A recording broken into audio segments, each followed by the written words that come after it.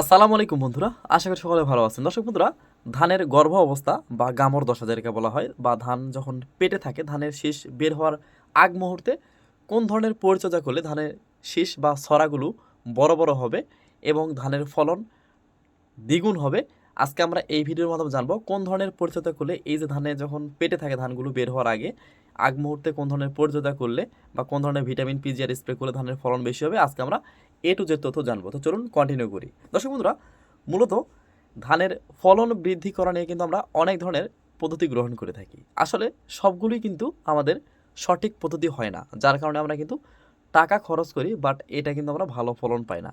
তো আজকের ভিডিওতে আমরা মোটামুটি প্রতি বিঘা জমিতে 300 থেকে 400 টাকা খরচ করলে আমাদের কিন্তু প্রায় 3 থেকে 4 মণ ধান বেশি করতে পারবো এই টিপসটি ফলো করলে।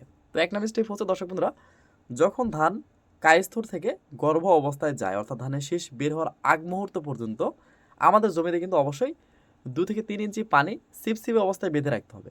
আচ্ছা, কেন রাখতে হবে? আমাদের ধানে কিন্তু তখন পর্যাপ্ত পরিমাণে পানির প্রয়োজন হয়। তো এটা হচ্ছে প্রাকৃতিক উপায়, অবশ্যই পানি দিয়ে রাখবেন। আর যেগুলো জমিতে পানি থাকে আলহামদুলিল্লাহ সেগুলোতে কোনো সমস্যা নেই। তাহলে পানি থাকলে ধানের দানাগুলো ভালো হয়, ওজন বেশি হবে, ছড়াগুলো বড় হবে এবং ধানের চিটার সংখ্যা কম হবে। দর্শক বন্ধুরা, আরেকটি কথা বলি, সেটি হচ্ছে ধানের গর্ভ অবস্থা বা গামর দশা যেটাকে বলা হয়, বা ধানটা পেটে যখন থাকে, এটা কিন্তু সবচেয়ে গুরুত্বপূর্ণ একটি সময়। এই সময় কিন্তু কোনো রকম ভুল করা যাবে না। কারণ একটা জিনিস মনে রাখবেন, যখন মায়ের গর্ভে সন্তান থাকে তখন কিন্তু যদি আমরা গর্ভধারী মাকে যদি পুষ্টি দেই, তাহলে কিন্তু আমাদের যে বাচ্চাটি বের হবে সেটা কিন্তু সঠিক এবং রোগমুক্ত বা সুন্দর বাচ্চা বের হবে। তো সেক্ষেত্রে এই সেম কন্ডিশন কিন্তু ধানের ক্ষেত্রেও, যদি আমরা ধানের গর্ভ অবস্থায় ধানে যদি সঠিক পরিচর্যা করি বা সঠিক পুষ্টি প্রদান করতে পারি, তাহলে ধানের শীষ বড় হবে এবং সুন্দর হয়ে একসঙ্গে বের হয়ে আসবে। এখন কথা হচ্ছে, আমাদের ধানে একটা স্প্রে, একটা ম্যাজিক স্প্রে আছে, অর্থাৎ ধানে যখন বের হওয়ার আগে গামর দশা বা গর্ভ অবস্থায় একটা ম্যাজিক স্প্রে করবেন। তো এই ম্যাজিক স্প্রের সাথে আপনারা কী কী দিবেন বা কী কী মেশাবেন? তো 1 নম্বর স্টেপ হচ্ছে ভালো মানের একটি পিজিআর, যেমন এসিআই কোম্পানির ফ্লোরা বা অটো কোম্পানি মিরাকুলার, এগুলো অত্যন্ত ভালো। আপনাদের আরও যেগুলো ভালো আছে, বিভিন্ন কোম্পানি, সিনজেনা কোম্পানির প্রোটোজিম আছে, আরও বিভিন্ন কোম্পানি আছে, বায়ার কোম্পানির প্ল্যানোফিক্স আছে। তো ভালো মানের একটি পিজিআর যেটা আপনারা ব্যবহার করে ভালো রেজাল্ট পেয়েছেন, সেটা একটা অনুমোদন মাত্রায়। তার সঙ্গে অবশ্যই কিন্তু সিলেটেক জিঙ্ক, যেটাকে স্প্রেনাশক জিঙ্ক বলা হয়, এটা দিবেন একটা ভালো কোম্পানির। এটা অবশ্যই আপনাদের ভালো কোম্পানি হতে হবে, ব্র্যান্ড কোম্পানির, যেটা দিয়ে ভালো রেজাল্ট পেয়েছেন সেটা দিবেন। অর্থাৎ সিলেটেক জিঙ্ক। আচ্ছা, পরবর্তী স্টেপ হচ্ছে, এর সাথে আবার দিবেন হচ্ছে স্লোবুর বোরন, অর্থাৎ স্প্রেনাশক ব্রণ পাওয়া যায়। তো স্প্রেনাশক ব্রণ দিলে কি হবে? ধানের দানার কালারটা ভালো থাকবে এবং ধানের দানাগুলো পুষ্ট হবে, চিটার সংখ্যা কম হবে। অবশ্যই ব্রণ অবশ্যই দিতেই হবে। এটা হচ্ছে একটা ভালো কোম্পানি দিবেন, বিভিন্ন কোম্পানি ভালো ব্র্যান্ড কোম্পানির পাওয়া যায় স্প্রেনাশক ব্রণ। তো এটা দিবেন অনুমোদন মাত্রায়। এবং এর সঙ্গে অবশ্যই ভালো মানের একটি ফাঙ্গিসাইড, আমি দুটি ফাঙ্গিসাইড সাজেস্ট করব, সেটি হচ্ছে সিনজেন্টা কোম্পানির এমিস্টার টপ অথবা বায়ার কোম্পানির নাটিভো।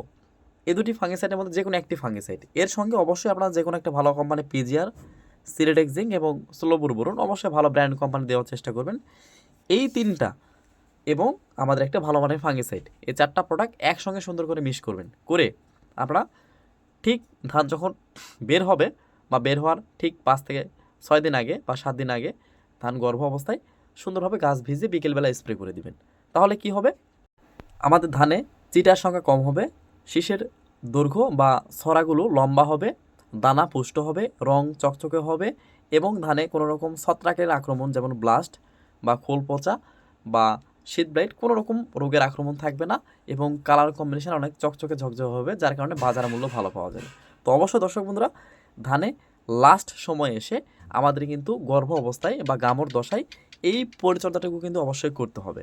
এখন কথা হচ্ছে দর্শক বন্ধুরা, আমাদের সর্বশেষ একটি স্প্রে হচ্ছে ধানের কারেন্ট পোকা বা বিপিএইচ বা বাদামি গাছফড়িং। আমাদের ধানের শীষ বের হয়ে মাথাগুলো হেলে গেলে আমাদের কিন্তু অবশ্যই দেখবেন ধানে কারেন্ট পোকার আক্রমণ দেখা যায়, কিন্তু তখন কিন্তু কারেন্ট পোকা আক্রমণ করে না। কারেন্ট পোকা কিন্তু আমার ধান বের হওয়ার আগে আক্রমণ করে।